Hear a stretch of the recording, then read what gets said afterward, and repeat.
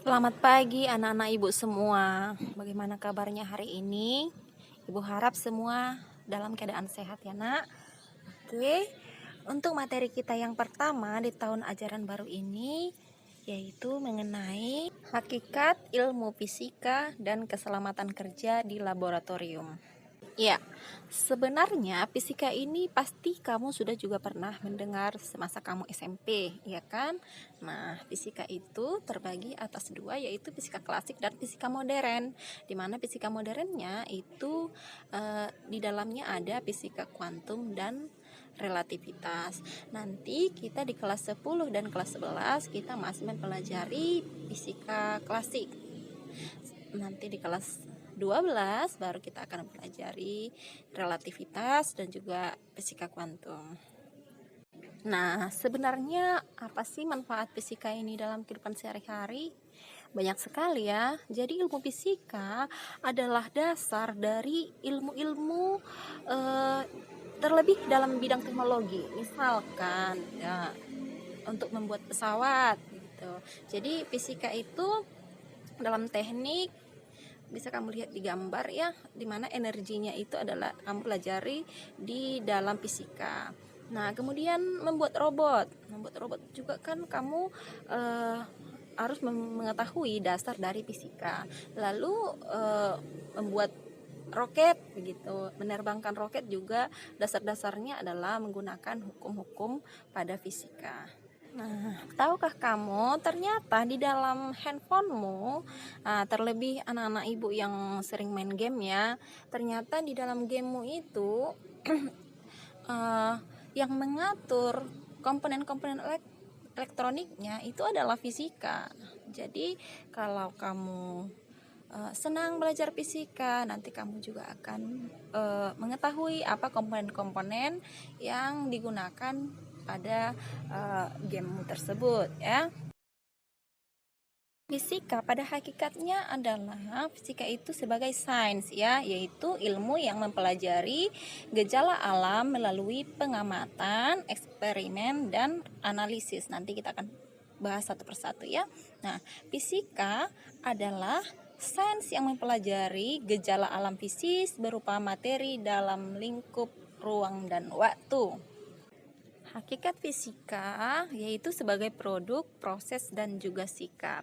Nah, kalau dia sebagai produk berarti dia kumpulan pengetahuan yang diperoleh dari eksperimen, pengamatan, analisis, dan yang berupa fakta, konsep, prinsip, hukum, rumus, teori, dan model.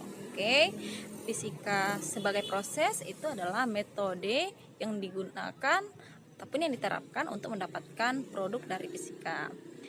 Oke, model yang digunakan itu merupakan proses yang meliputi langkah pengamatan, perumusan masalah, pengumpulan data, penyusunan hipotesis, eksperimen, analisis data, dan penarikan kesimpulan. Sedangkan fisika sebagai sikap adalah perilaku ilmiah yang dimiliki oleh peneliti. Contohnya, rasa ingin tahu, kreatif, rasa percaya diri, teliti, objektif, jujur terbuka, dan mau mendengarkan pendapat orang lain. Kemudian kita masuk ke metode ilmiah. Nah, syaratnya suatu ilmu dikatakan ilmiah harus ada poin-poin berikut. Yang pertama harus objektif ya. Jadi harus sesuai dengan fenomena yang diteliti. Kemudian metodik, menggunakan cara-cara yang sesuai dengan metode penelitian. Kemudian sistematik, hasilnya dari proses yang teratur dan sesuai dengan urutan pada metode penelitian. Kemudian berlaku umum. Ya, jadi di sini ada ibu buat metode ilmiah, ada dia 7 langkah ya. Ini kamu catat. Kemudian ini dipahami ya, kalau nanti anak-anak ibu mau membuat laporan penelitian, nah harus sesuai dengan metode ilmiah yang 7 ini, langkah-langkahnya harus sesuai dengan metode yang 7 ini begitu. Nah, ibu lanjutkan ke keselamatan kerja di laboratorium. Nah, keselamatan kerjanya nanti akan ada di laboratorium simbol-simbol keselamatan ya. Kamu perhatikan dan kamu pahami simbol-simbol berikut ya. sini Ibu akan jelaskan pengertian dari simbol-simbol tersebut satu persatu. Oke, kita masuk ke simbol yang pertama ya. Jadi simbol api ya kan, dia bentuknya seperti api, simbolnya ini artinya benda tersebut mudah terbakar ya. Jadi simbol ini menunjukkan bahan-bahan yang sangat mudah terbakar.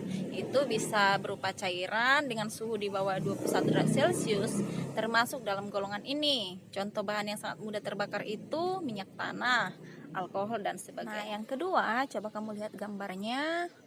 Nah, kalau dia jeli melihat, kamu akan mengetahui apa maksud dari gambar tersebut. Nah, simbol tersebut adalah menyatakan korosif, artinya menunjukkan bahwa bahan tersebut dapat merusak jaringan hidup. Dalam pemakaiannya, bahan ini dapat menyebabkan proses perkaratan korosi ya, sehingga dapat merusak bagian benda lain atau bahkan jaringan yang hidup. Contohnya adalah asam dan basa kuat. Kemudian ini gambar kamu lihat itu X, simbol X gitu ya. Jadi simbol X di sini artinya adalah iritasi. Nah, simbol ini menunjukkan bahan yang tidak bersifat korosif, kebalikan dari yang tadi, namun dapat mengakibatkan ketidaknyamanan pada tubuh kita. Bahan ini dapat mengakibatkan rasa terbakar pada kulit dan merusak selaput lendir atau mengganggu sistem pernapasan. Contohnya, bahan yang bersifat iritasi ini adalah kloroform ya. Selanjutnya ada simbol yang kalau kamu lihat itu sudah langsung tahu ya bahwa itu simbol, gambarnya itu kayak seperti ledakan ya.